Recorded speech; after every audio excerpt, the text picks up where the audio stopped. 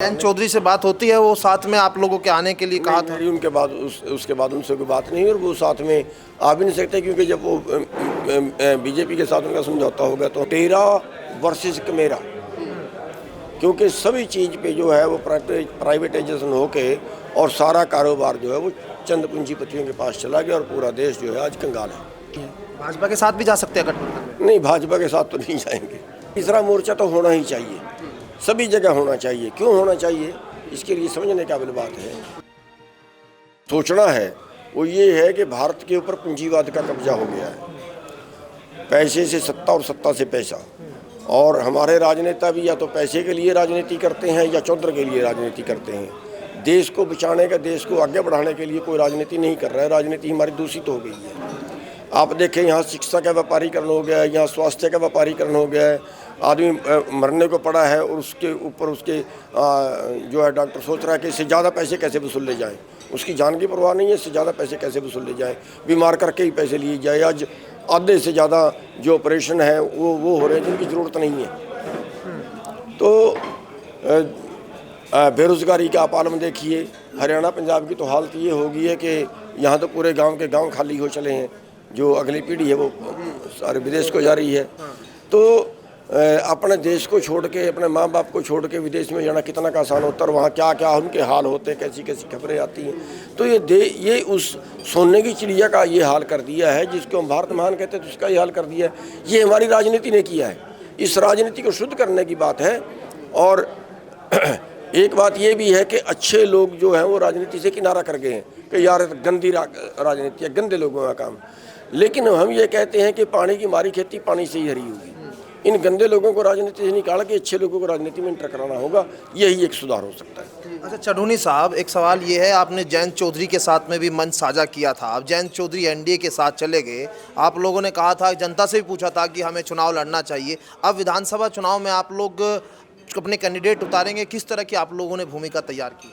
देखिए, हमने बताया ना आपको कि हम सभी सीटों पे अपने कैंडिडेट उतारेंगे, और ये भी संभावना है कि कहीं समझौता हो जाए, वो भी संभावना, उनसे इनकार नहीं किया जा सकता।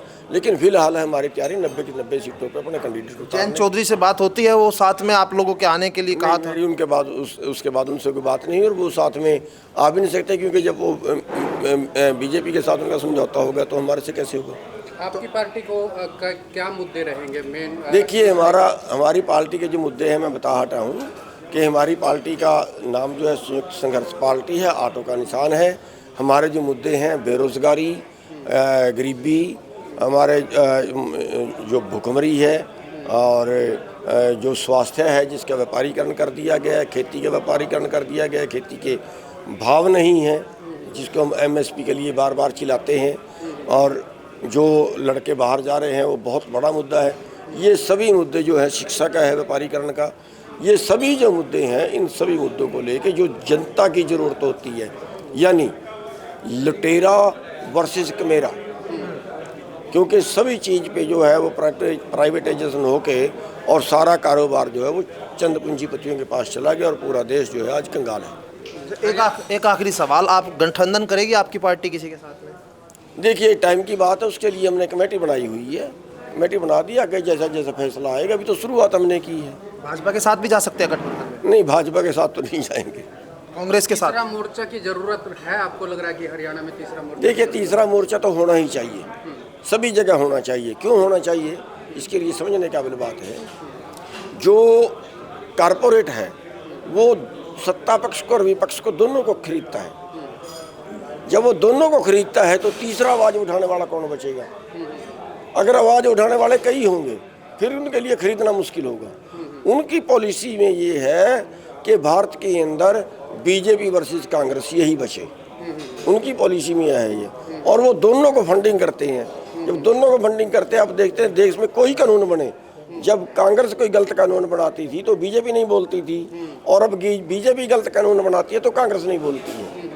ठीक है, इसका मतलब ये है कि दोनों जो हैं वो कारपोरेट के माध्यम से जुड़े हुए हैं कि हम कानून बनाएंगे तो तुम नहीं बोलोगे, तुम गलत बनाओगे तो हम नहीं बोलेंगे। ठीक है, इसलिए तीसरे मोर्चे की जरूरत तो सभी जगह है। लोकसभा चुनाव में आपने अभय चौटाला का साथ दिया था, तो क्या अब उनकी पार्टी इनेलो से गठबंधन हो सकता है? हमारा केवल एक सीट पे समझौता था, एक सीट पे समर्थन किया था हमने, बिना समझौता किया समर्थन किया था बिना शर्त के, केवल कुरुक्षेत्र सीट के ऊपर। क्यों? क्योंकि उन्होंने जो था किसान आंदोलन के दौरान पूरे देश के नेताओं में से उन्होंने जो था वो रिजाइन किया था, तो इसलिए हमें उनका वो एहसान उतारना था। तो भविष्य में कहीं ना कहीं उनका न्योता वगैरह आपकी पार्टी अभी तक कोई बात नहीं हुई है, भविष्य में जब होगी तो मैंने बताया कमेटी बनाई हुई है, जब होगी तो जैसा होगा वैसा विचार कर लेंगे। चलिए, बहुत शुक्रिया आपका बातचीत करने के लिए। हमारे साथ थे यहाँ गुरनाम चढ़ूनी जी, जो अब हरियाणा के विधानसभा चुनाव से पहले एक बार फिर से यहाँ तीसरे मोर्चे की आहट की बात कर रहे हैं। अब ऐसे में देखना होगा कि चुनाव के समय अब किस तरह की यहाँ राजनीति और किस तरह की जो उनकी मांगे हैं हाईकोर्ट से संबंधित तमाम उन मुद्दों पर कि सरकार क्या कोई एक्शन लेती है। मेरे सहयोगी अंकुर के साथ मैं राहुल राणा, न्यूज़ 18 करनाल।